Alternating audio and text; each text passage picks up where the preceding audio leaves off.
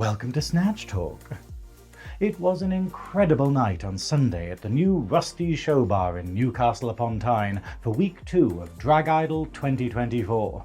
Last week we'd started with 18 strong competitors, which the team of judges and Leonardo DiCaprio had somehow managed to whittle down to 13. We'd seen a lot of variety in the first week, where our stars were allowed to bring whatever number they pleased, but now the real competition had begun and we had our first themed challenge, impersonations. Now, this was a new one on me, as usually we have challenges like Icons or Disney Week that imply including a character or serving a character's look, but this time the judges wanted actual impersonations. How would it play out? Could this new theme stump some of our stronger contenders from last week?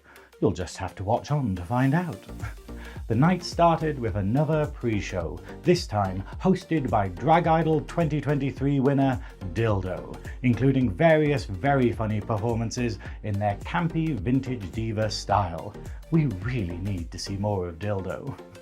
Can't believe I'm saying that. After that, it was time for the real show to start, as new host Gladys Duffy took to the stage to get the crowd further warmed up, and to introduce our panel of judges for the night. As usual, first out was newest regular judge and host of the annual Totally Drag event at Alton Towers, tickets on sale now by the way, Plastique. Hello, how are you, darling? I am feeling alright actually, yeah, because really good. Not sexy and or free or... And that's just a constant kind of feeling. It goes with your pulse, dear, it goes with your pulse. Followed by guest judge, and this has been a long overdue appointment, one half of 2017 winner Dragon and the Whale, Dani Delonco, looking sensational as some sort of gay genie. Now, being one of the strongest winners of the competition to date, Gladys asked what advice Delonco had for the contestants. What do you think makes a good Drag Idol winner? I think you need to be well-rounded, and you need to be good at every week, and you need to know what your strengths are. Exactly, know what your strengths are, play to your strengths. Now, week 2 of the competition, it's early days. Is there a possibility of peaking too soon? Do you have any advice for them about what to give it tonight? Should they bring something different, or should they stick to what they're already doing?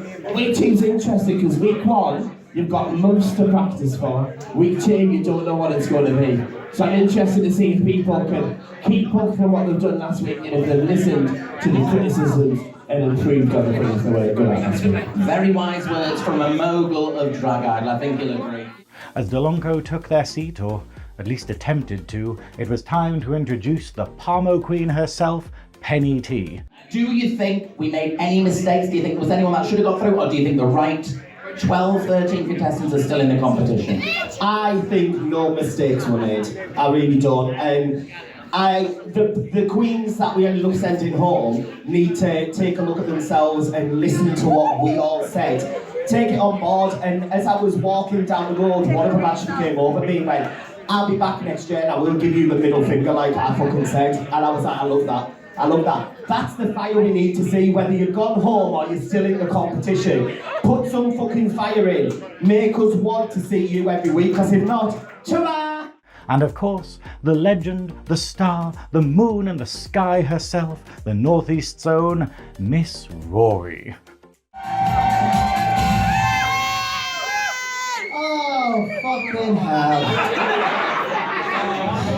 Now, here. Last night, right, at Rusty's Showbar, Newcastle's newest cabaret venue, it was the Cheeky Girls were on, and then look at me and Gladys tonight in our purple. We are like the Cheeky Girls again. It's like the Cheeky Girls are still here. Mr. Blobby was on as well, and it's like Mr. Blobby. This is literally the hangover from last night, Gladys. Hello everybody, are you all alright? Okie dokie, amazing. What is this, week 2, is it? Week 2, yes, it's only been 2 weeks, even though last week felt like it was a millennium. 2 o'clock I got in last week, same as last year, when I said, you know, I got in the house, I crept up the stairs, my husband was asleep, the dog was lying on the floor at the bottom of the bed, and the dog did exactly what he did last year, turned to me and went, "Fucking daft cunt, why are you still doing this?" And I said, "The money," and that is basically why why I am, Gladys. Now, so you're not just here for the money, you are here to help and inspire our contestants, correct? Oh, help, educate and inspire. That's me. Yes, Inspirational Woman of the Year. Now, each of the judges always has their own criteria that they're judging against, but each of them had similar requirements for Impersonations Week. They wanted to be entertained, and they didn't want a carbon copy impersonation, but they wanted the contestants to be clever about it, and not wholly reliant upon other people's jokes. It's a bit of a tall order if you ask me. So when Delonco had finally managed to get comfortable in their seat, it was time for the first contestant. She'd placed very high last week, but would she do as well with only a week to prepare? Well, first up, hitting the stage as Big Ange from TV sensation Mob Wives, it was Love Deluxe Erotica. Ooh. I bring lipstick with the mirror. I like going to the jeweler. I put rocks all in my watch. I like my green velvet dresses. Let's see. Now, I have to admit I had no idea who this was, as my television is so old that I still think HDMI is some kind of hip new party drug, but it didn't stop me from enjoying the performance, combining sound clips with music and props before finally releasing The Girls. It was fun, and while a bit safe and by the numbers, enjoyable nonetheless. So, what did our judges think? Well, it was mixed reviews, with only Gladys and Plastique knowing who Big Ange actually was. There were compliments on the lip sync, the look, and the movement, but Penny was perhaps the most critical, saying how they loved them last week, but this theme had done her dirty, while Plastique admitted it was exactly what they'd been expecting, and they'd wanted more. Would our next contestant, Sweet Boy, fare any better, hitting the stage with their impersonation of X Factor star Stacey Solomon? Are you any good? I hope so. You might not think so. Who's told you you're good? Sometimes my mum does. My friends, obviously. Yeah? You got friends here today? No, yeah, I have. Yeah, okay. Well, this was certainly a very different look and performance from Sweet Boy, with many people on the night simply not recognising her out of her diva clown look from last week. I'd call it a relatively safe number in another performer's hands, but the innate comedy of the mustachioed look, including the infamous teeth that kept cracking Gladys up, as well as the baby popping out of the handbag, pushed it over the edge into being hilarious. Did it resonate with the judges though? Well, it's fair to say that they loved it, with both Delonco and Penny, when they'd finally managed to pronounce Stacey Solomon correctly, pointing out the attention to detail in the teeth and the characterization. Plastique celebrated the difference from last week, calling the performance amazing, and mentioning how their dachshund looks a bit like Stacey Solomon. Rory took it further, saying how glad they were that they'd put Sweet Boy through last week, describing it as so much fun and so different from their previous number, calling Sweet Boy enchanting. It wasn't over though. Before Sweet Stacey left the stage, she had one more big announcement to make. I'm pregnant! Congratulations! Gosh. Next it was Anarchy, with children's cartoon favourite Dora the Explorer. Now, this was a clever idea from Anarchy, using the character to showcase both her comedy skills and her dancing abilities. Hola, soy Dora. Can you say tirando culo? That means throwing ass. Can you throw ass? Let's see.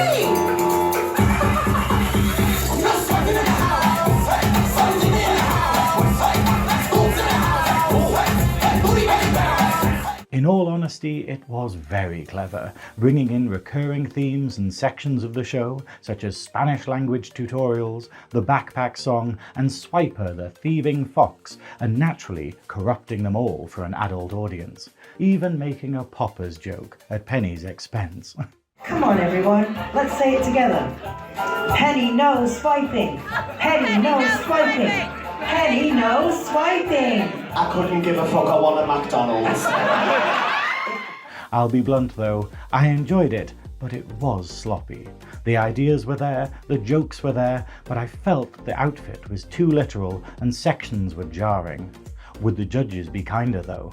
Well, they were on fire for this critique, as there were wonky eye and nonce jokes aplenty, with Penny saying that she didn't watch the show herself and Plastique interjecting that her boyfriends probably did, with Rory announcing that that was a tick off the old nonce bingo card. Plastique and Delonco both agreed that Anarchy's was a very clever way to interpret the character, but with the latter asking why they had picked Penny for the Poppers gag, considering that both Delonco and Gladys have matching Poppers tattoos. That's a real thing, by the way. Anarchy explained that she'd picked on Penny simply because she knew her and that she wouldn't take offence. It was up to Plastique to tell her that all the judges like it when contestants take the piss out of them. Rory said that she enjoyed the number and that it was very clever, but that there were parts where the lip sync just stopped. Ian, Dora, I really quite enjoyed it. I thought it was fun. I loved the story that you told. There was at points the lip sync just stopped. I don't know whether you were overthinking what you were doing, so that let you down a little bit. But in terms of delivery, other than that, very good. In terms of an idea, fantastic. And yeah, you're another one that I particularly enjoy. Kingdom was next. After their shocking blood, sex and horror performance last week, how had they interpreted the theme? Well, I'm glad to say that it was equally shocking and freshly hilarious, as Kingdom stepped onto the stage as a latex Mr. Potato Head. This was a very different side to them, and trust me, we saw all sides of them during this performance. With sound bites from Toy Story, slapstick humour, to pulling a balloon out of their exposed gentleman's pocket and blowing it up on stage. I mean, this was worth it just for Penny's face alone. It was brilliant, with my only minor critique being that at times Kingdom didn't seem to know where they wanted to be on the stage.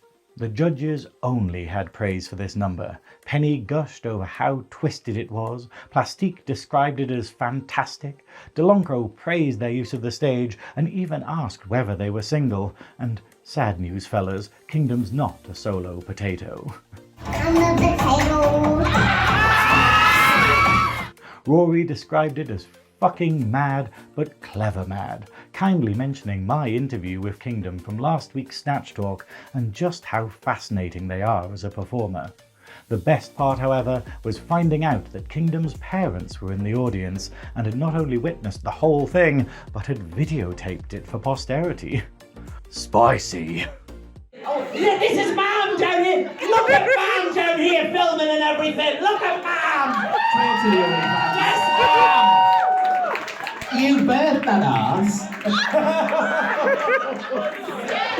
Oh, heavens, I'll get to that bit in a second. But one thing I did pick up from the interview, Kingdom, was you said a couple of the judges questioned whether you should be in the competition, right? I know that I said, does this kind of thing belong in Drag Idol? But it was a rhetorical question to myself because I know that it does. So just as long as you know that, all right? Because I watched it and I thought, oh shit, I hope you don't think I was saying that, you know, anything contrary to that.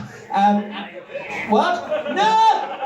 Oh, listen, what do we call a spade? I can't, exactly, but only when warranted, and it's up to now, never with you. Absolutely fantastic. It's just the juxtaposition, it's leather and lace, literally, tonight, isn't it? And I couldn't have enjoyed that anymore. I was slightly scared as well, which I enjoyed, not as scared as I was last week. I mean, I was like, oh fuck, you're gonna fucking kill me.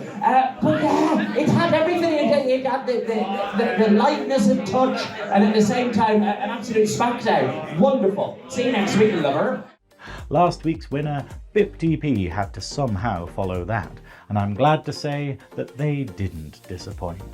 Coming out as a head and shoulders obsessed Claudia Winkleman. This was just bizarre, and I loved every second of it. From Claudia finding some of the infamous shampoo brand, to jerking off the bottle, to glugging it down on stage.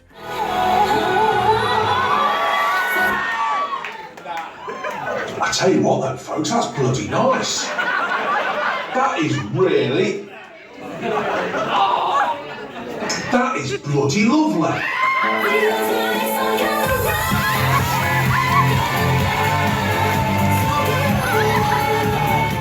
It was brilliant, culminating in a reveal that I have no words.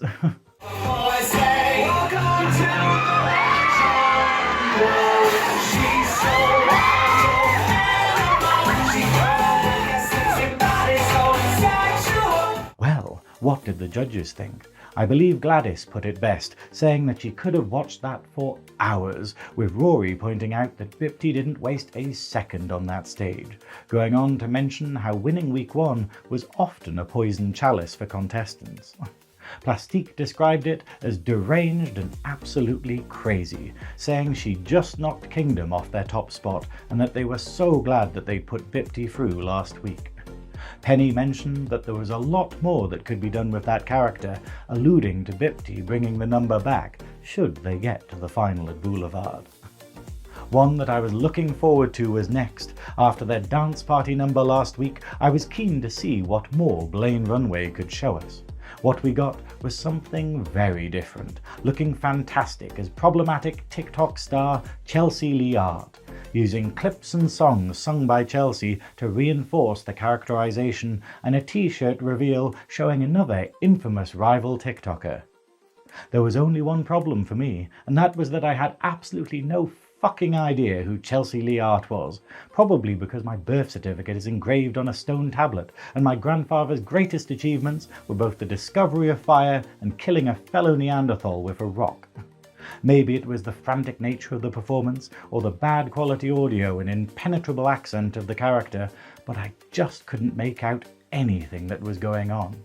Sadly, the judges were as baffled as me, with only Delonco knowing who she was meant to be, and because the performance relied so heavily on the character, they were all a little bit lost.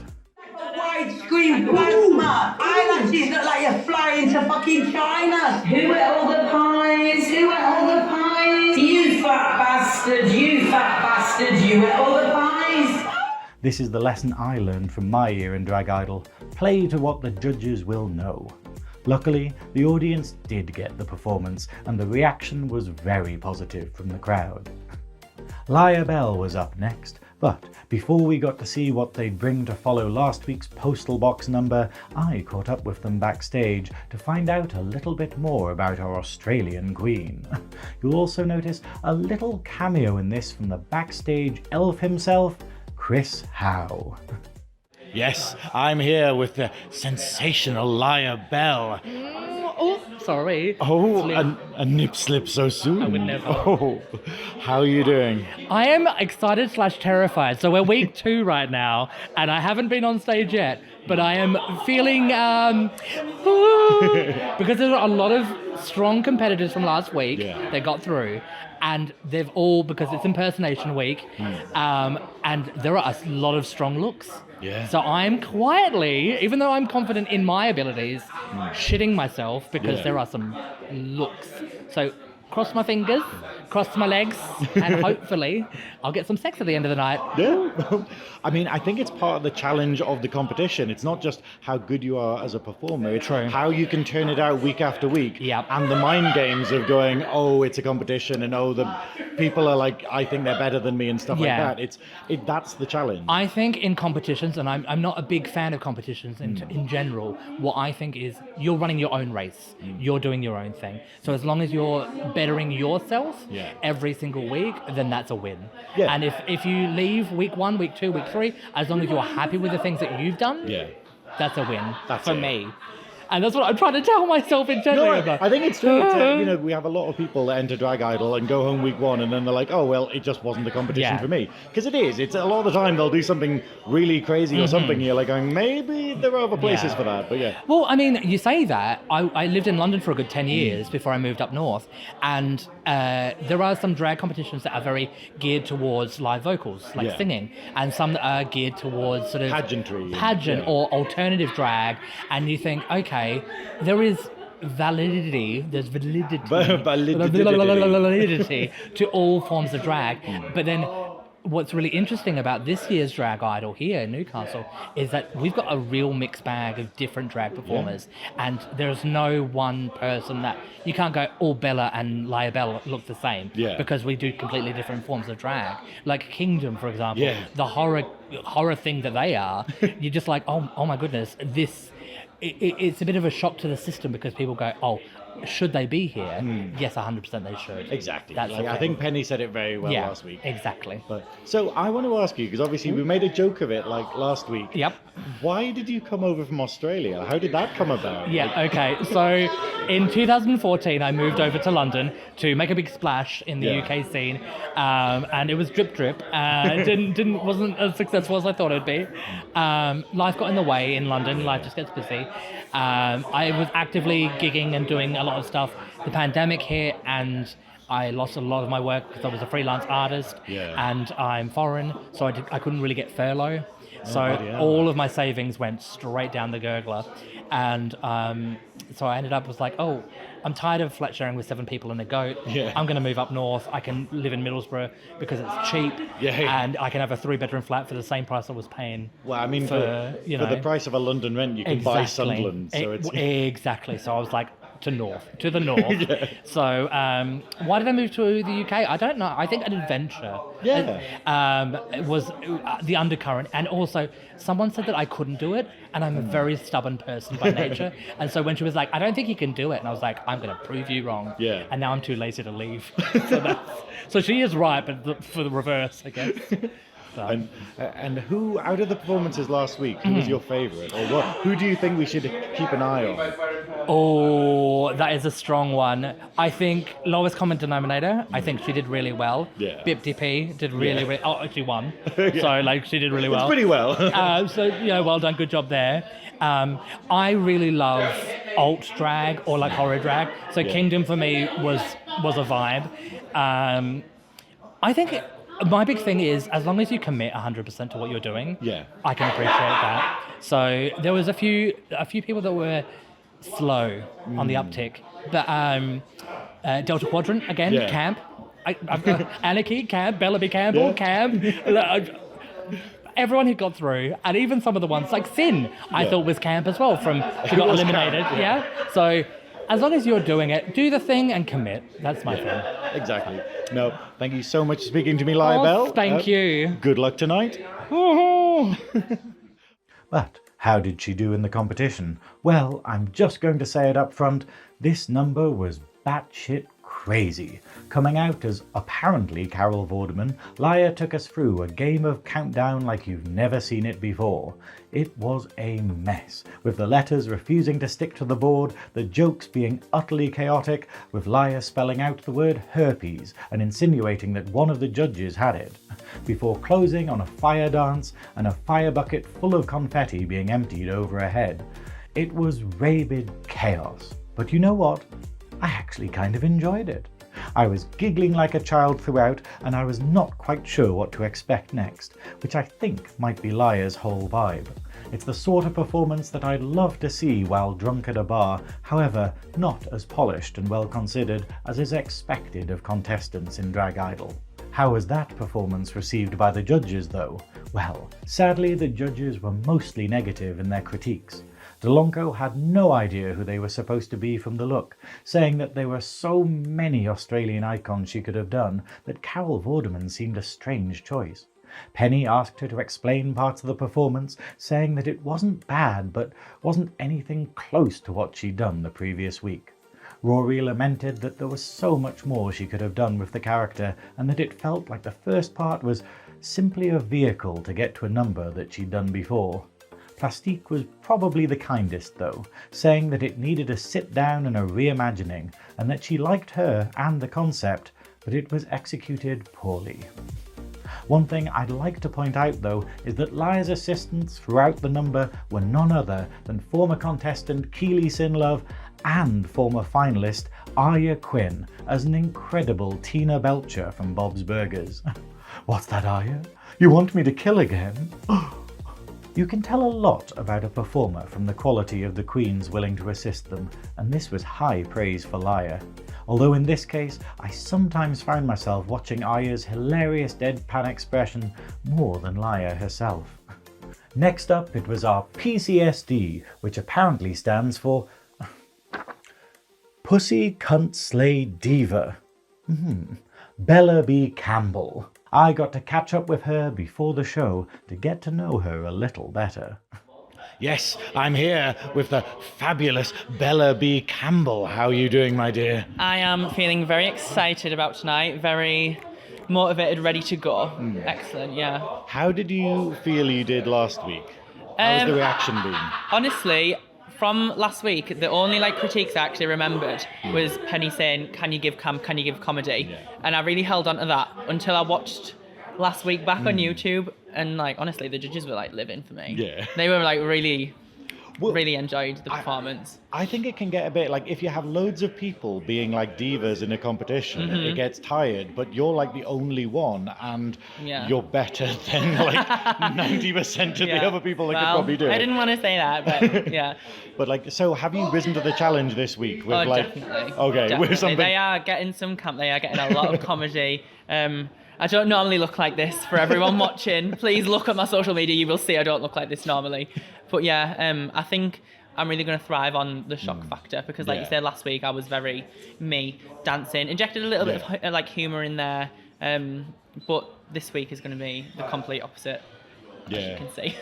What do you think of it as a challenge? Because obviously I was just speaking to Penny T about we haven't had an impersonations before. We've had sort of icons and stuff, but how do you feel about it? That was the way I kind of interpreted it, was a take on iconic characters, but for me, I live my day-to-day life as a Rolodex of just other people's quotes. Yeah. So most of my sentences will have something in. That's not my own words. Yeah. So I was really excited because I love to do impressions. Like I say, I spend most of my life quoting other people. So I'm really, really excited, yeah.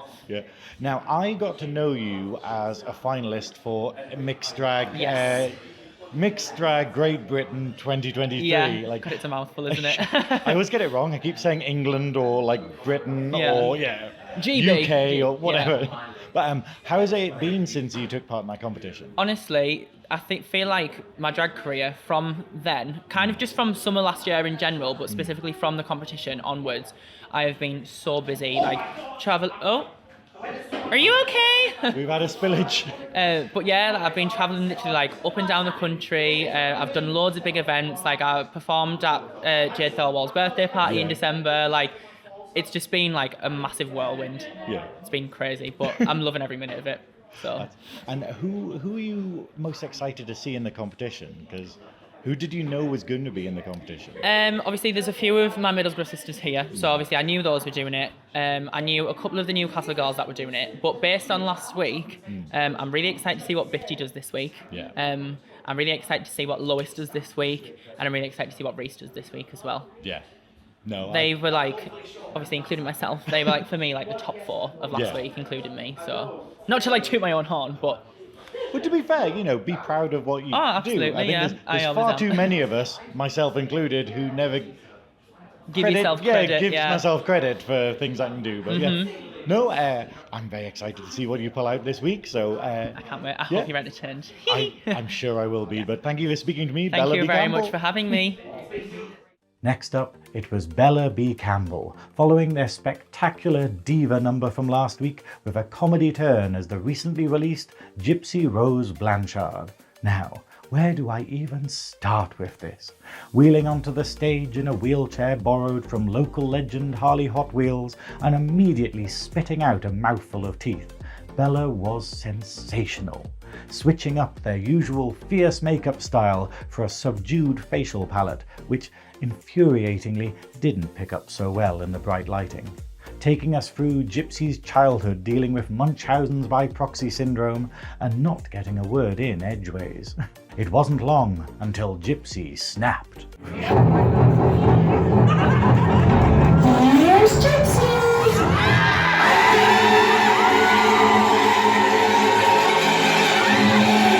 Before going into a brilliant version of Murder on the Dance Floor, sung by Gypsy herself. Sort of. Murder on the dance floor! But you better not kill the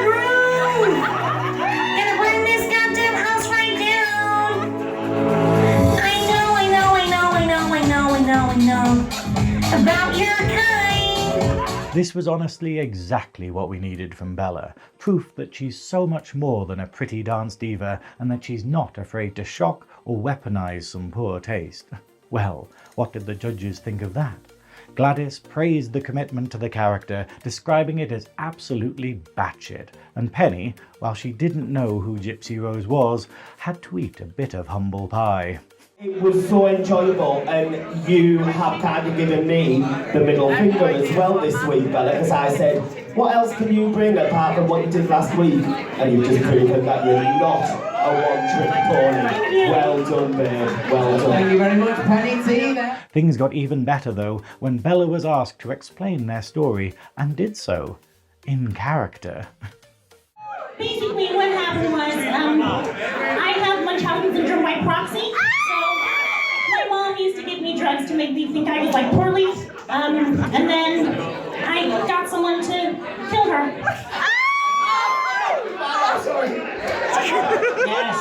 Yes, it's good for... Oh, fucking good for you! Good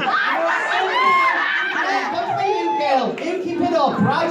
Hey, no, that was amazing, and I tell you what's even fucking better, right? Last week you were the PCSO one, weren't you? PCSD,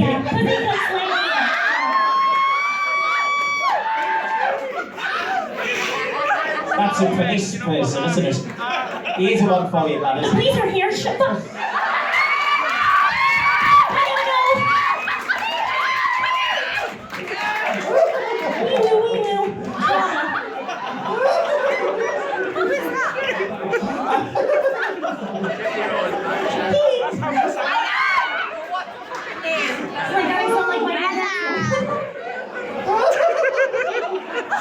Oh, how many people are going to be in this fucking final? What I was going to say, Gladys, is you like this one. What's the difference between a lost golf ball and a mounted police officer? I don't know, Miss Rory. What is the difference between a lost golf ball and a mounted police officer? One is a hunt on a course, the other is a doesn't matter. That's the one from the pantomime. With Rory continuing on to say that it was bordering on genius. Plastique also had nothing but praise, pointing out that it had been clever to pre-record the voices and that there's nothing she loves more than a pretty queen who's not afraid to be ugly and stupid. Delonco loved it too, saying that the ad-libs during the critiques were possibly even better than the routine itself. Before she went though, Gypsy had to tell us that she was also pregnant, and did we want to know why? And you want me to tell you why? Tell me! Because the D is fire! Give it up, Gypsy Rose Blanchard, performed by Bella B Campbell! After that, it was the turn of one of my favourites, Reese Wetherspoon, with a highly stylised impersonation of Gordon Ramsay. Fuck off!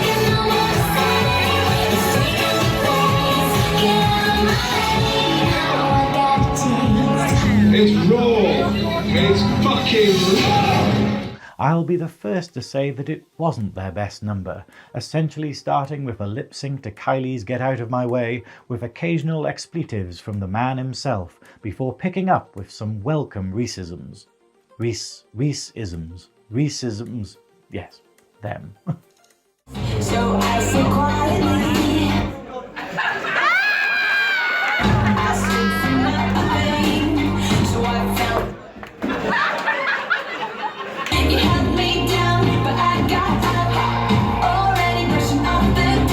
My favourite bit though was when Reese utilised both Delonco and Rory's hilarious shit sandwich gag from last week. What are you? An idiot sandwich. I'm going to give you more of a shit sandwich. It was shit, here's some bread. And the biggest prize is the fucking fact is fucking raw! Leaving Delonco with some bread to eat. Dinner and a show, eh? Reese is generous. While Reese was amazing as always, the number was slightly undercooked. Some might even say it was fucking raw! With the editing being far sloppier than I've come to expect from them. Did the judges get the impersonation though? They did, but it wasn't the best critique that Reese has received. Plastique got that it was Gordon Ramsay and described it as a very good number, with the only tiny criticism being that they hadn't made any attempt to look like the character. Delonco, once they'd finished eating their bread, described it as brilliant, but not as good as last week, and Penny stating that it wasn't bad, but not as punchy as they'd wanted, pointing out that the beginning part and the Katy Perry Raw part went on for a bit too long. Rory, however, loved it, saying that it was absolute gold. She didn't get the dress either, but loved the manic nature of it, saying that she thought it was as good as last week. Best named queen in the competition, Lois Carmen Denominator was up next, as infamous X Factor wannabe Rachel Lester. Do you ever sing professionally? Yeah, of course, I've been singing all my life, all around the towns and everything. Okay. Do you think that you're capable of winning this contest? Yeah. And how good, from 1 to 10, would you rate yourself? 10. It was a performance I've seen done 1,000 times before, but Lois brought their own unique style to it, staring the judges down while delivering Rachel's deadpan sound bites and getting right into their faces. Utilising clips from previous judges' critiques, Rachel was quick to explain their secret. Are you in a K-hole? Yeah. You've got fucking Jeffrey Dahmer fucking eyes. Yeah.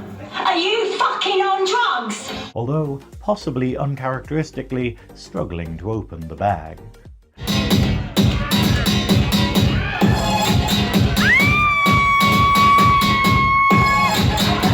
Going sweet but psycho with a coked up rendition of Sugar Walls. So, what did the judges think? Delonco praised the ingenuity, saying that they'd done Rachel for Halloween once, but hadn't known how to stretch the character out into a full routine, but Lois had managed it with gusto. The lip sync was perfect, the eyes were freaky, the only criticism being that it just finished without a punch. The other judges were less kind though, with Penny saying that the face and expressions were brilliant, but that it was a bit of a flat number, to boos from the audience. Rory pretty much agreed, saying it was what it was, not their favour of the night and not as good as last week, that it lacked punch and didn't jump out at them. Plastique simply struggled to explain why it didn't land, saying that it was well put together with good songs, but that they just felt empty afterwards. Next, it was a queen that really needed to redeem themselves after just scraping through last week, the Delta Quadrant. Now, this was something very special, with alumni Dixon Stones introducing Delta as the special guest of her corporation's retreat as Sarah Millican. Oh, Miss Quadrant, where's Sarah? Darling, don't worry. They won't be able to tell the difference between the real Sarah Millican and me. I'll just talk about my vagina in my terrible northern accent. Introduce me again. Now, I'm not going to say too much about this performance other than it was sensational. Delta did a full live stand-up act in character as Sarah Millican, featuring a slew of their own jokes written in her style. My family is so dirty, it can be categorised as household, recycling and garden waste. My family is so smelly, the last time that I flew on an aeroplane, the sniffer dogs at Newcastle airport went wild. I was travelling from Gatwick at the time. I very much advise you to watch the full video of this one, as it was very funny and incredibly brave of Delta. Most contestants fear live mic work, and the inevitable live week of the competition is usually dreaded. Here, Delta smashed it just because she could. As Delta handed out Fox's party rings to the judges, we got some stellar feedback from the Queen of Live herself, Miss Rory.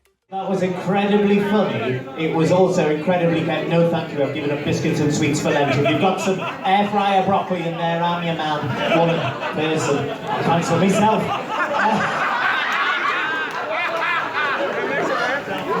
That was incredibly funny and incredibly clever. There's this bit at the beginning. This character that you've got, that I said last week we wanted to see more of, we've got Delta on as Sarah. You know, I stated the obvious there.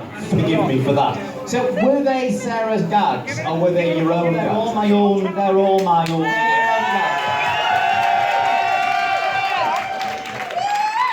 incredibly funny, wonderful throwaway lines that, landed so incredibly well. Absolutely brilliant. Hayden B, our wonderful photographer, which is not at all to take away from Louise from the photography, by the way. Hayden called me last week before Drag Idol at Boulevard and said, "Oh my God, you've got to watch out for Delta. She's so incredibly funny. She's absolutely amazing." And then last week, it didn't quite hit last week, did it?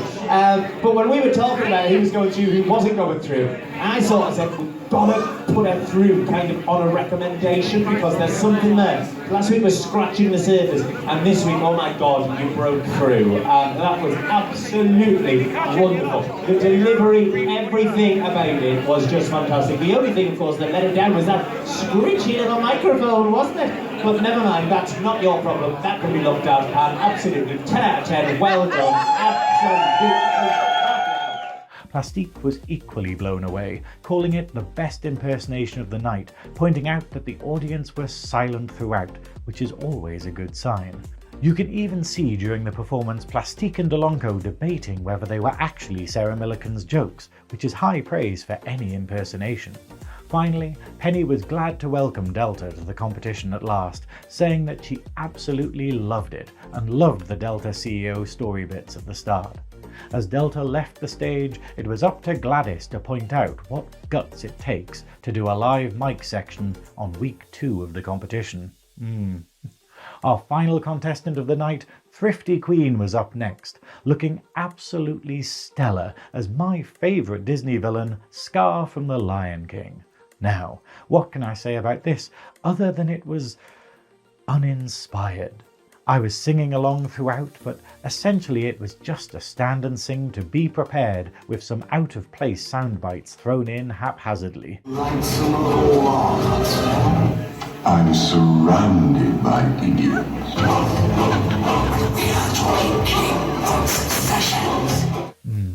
Well, for the final time, let's see what the judges thought. Penny was quick to compare the incredible look to 2019 icon Faux King Dick, but saying that it wasn't what they'd wanted to finish the night with, calling it out as just another stand and sing.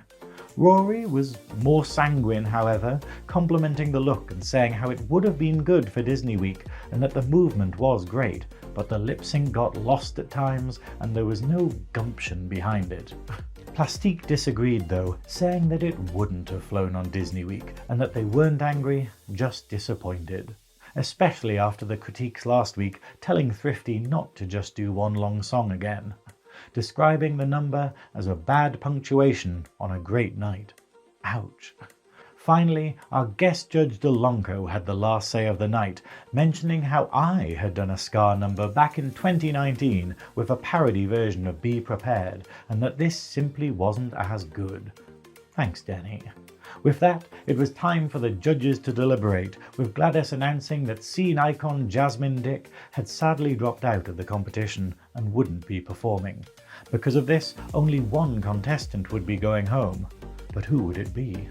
Well, we're careering fast towards spoiler territory here, so if you don't want to find out who wins and who goes home, please like, subscribe, share and switch off before Gypsy Rose visits you in your sleep to sing you a lullaby. You'll never see me again, no matter what you do. As the contestants returned to the stage, the top 3 of the night were announced. Kingdom as Mr. Potato Head, the Delta Quadrant as Sarah Millican, and Bella B Campbell as Gypsy Rose Blanchard, with Bella taking home the win. Bella B Campbell! Take a moment, baby. Congratulations, thank you very much, Bella. Your Gypsy Rose was just next level. But who were in the bottom? Well, after each of the safe contestants were called away, it was Lya Belle, Thrifty Queen and Blane Runway on the chopping block, with Gladys announcing that they would in fact be losing 2 queens rather than just the one. In the end, it was Blane Runway that was saved for another week, with Lya Belle and Thrifty Queen leaving the competition. Thrifty Queen and Lya Belle, thank you so much for entering Drag Idol. You are both incredibly talented in many different ways. One of you is very good at makeup and the other one is Thrifty Queen.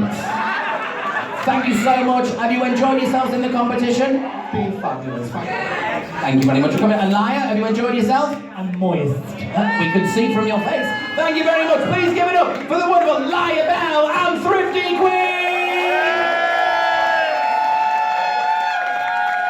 Thank you very much for participating in Drag Idol 2024. And that was that. All there was left to do was announce the theme for next week, which was, of course, musicals, with Penny T simply fizzing at the gash with excitement. Before the night ended, though, I got to catch up with our special guest judge, Dani Delonco, backstage to see how they'd enjoyed their night. Hello, welcome to Delonco Talk with Velvet Snatch. Hello, Velvet. Hello, Delonco. So what did you think of tonight? Oh, well, like this, I've turned the tables on you. What did you think of tonight's performance? Who was your favourite? My favourite was, I think it was Bella B Campbell. I absolutely adored that number. Like, to go from being a beauty queen to a shock queen is quite wonderful, I think. Shot queen? Shock queen. Oh, shock queen. Well, no, I think she's been a shock queen at some point. I missed that bit. Should we turn the tables? I don't like this now. I've okay, been on the other side. Okay. Hello there. I'm the Velvet Snatch, and I'm here with the wonderful Dani Delonco, the guest judge for this week of Drag Idol. Hello, Velvet. I'm looking at you all. Yeah, look wherever you want. All right. Let's look at the camera. Hello, Velvet. Hello, Velvet. Hello, Delonco. So, now, a lot of people have said it's been a long time coming, you being a guest judge. How has it felt to finally get the opportunity? I'm not going to lie, I was very, very nervous backstage, and then it took me about 20 minutes to sit on the stool. If you watch the video, so small stools. And then when I eventually sat down, I fucking loved it. I honestly loved it. I want to come back. Yeah. I did enjoy making a decision, sending someone home. But other than that, that was amazing. Yeah. I mean, I like the running gags we get through Drag Idol, like the sound problems, the lighting problems and stuff. So I like the fact that the stools are becoming a recurring apparently. This year's new thing, That's why even Gladys was in the wings. Yeah. No room. Standing at the side. But so to turn the tables back onto you, who was your favourite of the night? Who was my favourite? I liked the one who did Be Prepared and they changed it to make it about prep. And they had all the pups on the floor. I love them. What were they called? I don't know, but they didn't get to the final. They didn't get to the final. Which was a travesty. No, she's not been in the competition yet, has she, Travesty? Not yet. No, I think my favourite tonight alone, was Kingdom. Yeah. The shock of it when I saw them come on stage in that hemp sack, which by the way stunk of hemp. Which not weed, that smell of the bags. It was like so baggy. And are you a fan of Doctor Who? Not particularly. Right. I might get the reference. The Family of Blood? No. Right. There's an episode set in the I'm losing nerd points here. Sorry. Set in the 1900s in the scarecrows that come to life. Yeah. And the scarecrows kill people, right? That sounds amazing. When they came on, her from Thingy's in it as well. I love how you just touched my tail. Jessica Hines. And got shocked by the fact they're actually there. Jessica Hines is in it. Yeah. Right, where was... Oh, yeah. The Scarecrows. You liked Kingdom's number. The Scarecrows from that... When they first came on, I thought, oh, they're going to do Doctor Who number. And then they took that off. And oh my God, I've only just got it. They were in a sack because they're a potato. Yes. I've literally just got that now. They weren't a scarecrow, it was a sack of potatoes. Yeah. Right. The layers of performance. And then they did I couldn't take my eyes off their cock. Yeah. It was there and then everything. I think once I saw it, I was like, the mouth is moving. The only problem is, the viewers at home will have no idea what we're talking about, because that will not be on YouTube. We will see. Yeah, maybe it will. I really, really hope it's on YouTube. Well, I filmed it for SnatchTalk, right. So if it's not on YouTube officially, then I'll put my video up. Here. Yeah. I don't know. I think it'll be down there, the little logo. Yeah. There it is. There you are. Good luck doing that. There we go. I'm not that good at editing, Christ, but it was brilliant. There was I think this week when we 2 sets, sorry. Cut that out. When we came when we looked at the sheet of who was tops, who was bottoms, who was middle, it's completely flipped from last week. Yeah. Completely. I don't think anyone. There's bottoms who were tops, tops who were bottoms, middles who were nothing. I've gone into it. I was really not to say that these performers weren't brilliant. Yeah. The tops from last week, Bipty Bump. Yeah. Help me out. Bipty P, Lois, Carmen, Denominator. And who was the other top? Or was there only two? Reese Wetherspoon. Reese Wetherspoon, who were all brilliant, don't get me wrong, but middle. Yeah. They were all middle. It completely swapped. And then Delta, who I think was in the bottom. Barely scraped through last week. Now was in the running, was in the top 3. So it was completely. I don't think we've seen a heat like it where it's how changed brave so was much. that though? Like doing a live week, because other people struggle with live week and sort of dread it, and Delta's like, I'm just going to do it on a random week. Well, this is why I said to use the phrase "they've got balls," which may not have been the most delicate thing, but seriously, it takes balls to do that because you can. Their live week can be the hardest week to do. Yeah. And they can just try and get through and just do the live week, but they went, no, I'm going to do live, which is exactly what I said to before the show. I literally drank an entire bottle of cough syrup to try and get rid of this. And I've been holding it in the entire time, and it's coming out now, I'm sorry. It's to hold it in, but no, they did it there and then, and it was brilliant. And it's like the comment I said to the winner, Bella. Yeah. That was brilliant. I would have enjoyed it more if it was live. Yeah. And they did it live, and they absolutely smashed it. Impressive. And we thought there was some Sarah Millican jokes. And we all said before, what we do not want to see is someone who takes someone else's jokes and makes that funny. We want it to be an original take on what it is. So they came out with that. Me and Plasty turned to each other and went, is that original or not? And then when it turns out they were all her own jokes, we were like, fair play, that smashed it. It was phenomenal. So, what advice do you have for the competitors going forward in the competition? I don't know, because it's changed so much. Listen to the critiques. Yeah. Which I think Thrifty. I think cater for the judges, as we saw from some. Well, I didn't say anything. Slightly disagreed with that. Yeah. A little bit, because I think the judges should almost be a voice for the audience. As well as, obviously, people in the audience might not be as experienced as drag as the judges are, but sometimes I think you have to be a voice for the audience who don't get a vote in this competition. And sometimes routines can be criticised because they cater to the judges too much. Yeah. You can get a routine and you're like, that joke was hilarious, Penny T loved it, John Smith in the audience had no idea what it was about. Like if you did the running joke about Penny's young boyfriend, right? Yeah. If you did an entire routine about that, some people will find it absolutely hilarious. Most people in the audience would go, what? So I think certainly take in mind who the judges are and what the judges are doing, and if there's a guest judge on, research them, find out what's going on, do your fucking homework and look back at all the judges and I would say bear the judges in mind, but I wouldn't say cater to the judges. Yeah. I said play, balance it out. Brilliant. No, thank you so much for speaking to me, Dani Delonco. Well done. Thank you. Are we off? Yep, we're off. And finally, I'm very sad to see them go, but they had looked so amazing tonight. I got to chat to our look queen of the night, Thrifty Queen. Hello there, I'm the Velvet Snatch, and I'm here with the wonderful Thrifty Queen. How are you doing? I'm good, I'm really good. Yeah. How are you? I'm good. I very much enjoyed this week of Drag Idol. Yeah, it was fabulous. Although sad times though, you didn't make it through to round 3. No, I really enjoyed my performance tonight. I really had fun on the stage and just really live what Thrifty's about. And I can't be any more happy about that. I just showed what I do. So I'm really happy. I think that's the thing. It's I was literally singing along to the All of Be Prepared in the audience, unprofessionally, but but just loving it. And it's one of those songs that you just like, I just want to get up on stage and do these songs that I love. And there's something wonderful about that. But it's such an iconic kind of like... It's a perfect villain song. Yeah, like, it completely. is so good. And like, he's such a fucking perfect villain as well. Yeah. Like, such a homo.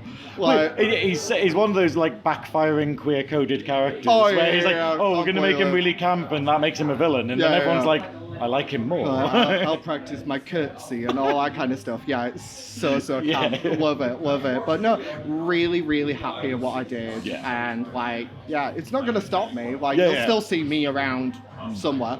All over the shop. All over the place. Like, I'm doing all right. So I'm working with like Latrine's House of Fun and all that kind of stuff. And so like, so you're just here for the queerdos and the weirdos at the moment. But I wanted to say though, like both weeks you've been told that you need to edit more or you need to change up tracks more. Is that something that you know, do you feel like, but that's my style of drag, or is it something that you're going to take on board for the future? No, I will take the critique and I will run with it a little bit more. Like, I've only been back now performing in drag after numerous years of being away from drag and back performing for another year now. And I think my progression has just elevated completely. And like, I'm just really enjoying what I'm doing right now. So I've done like a fair bit of political stuff with like the House of Fun and stuff like that. And like I will take it on board. And I'm no DJ. I can edit as well as I can edit, that kind of thing. Like I like to just create and make and like. I mean, this outfit is spectacular. Thank you. All the judges, no matter what they thought of your performance, they only had praise for this amazing outfit. It's so good. Thank you. So all handmade again, all hand sewn, right down to the boot covers and the works, and like just crazy. I even made all the prosthetics myself as well.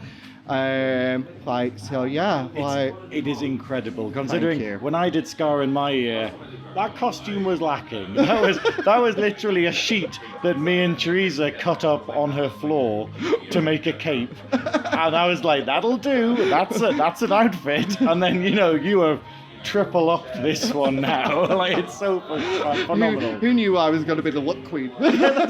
Exactly. But no, where can people find you? So I'm going to be doing more with Latrine's House of Fun, which is normally at Cobalt Studios, which please come and support Cobalt Studios because it's run by volunteers and everything that they make go back into that venue, which is such an amazing queer safe space. And then I've got some little bits that I'll be doing soon and a few more gigs, and like she's getting a bit more booked and blessed these days. So fuck knows why someone wants this. But you'll still see me around, and I'm still going to be here every Sunday, turning a look, and then I'm already making my outfit for the finale as well. So I can't wait. But thank you so much for speaking to me, Thrifty Queen, and good luck in the future. Thank you. And that's your lot. Thank you so much for joining me, the Velvet Snatch, for another edition of Snatch Talk. Tune in next week or catch up on the previous week of the competition by checking out my channel. Goodbye.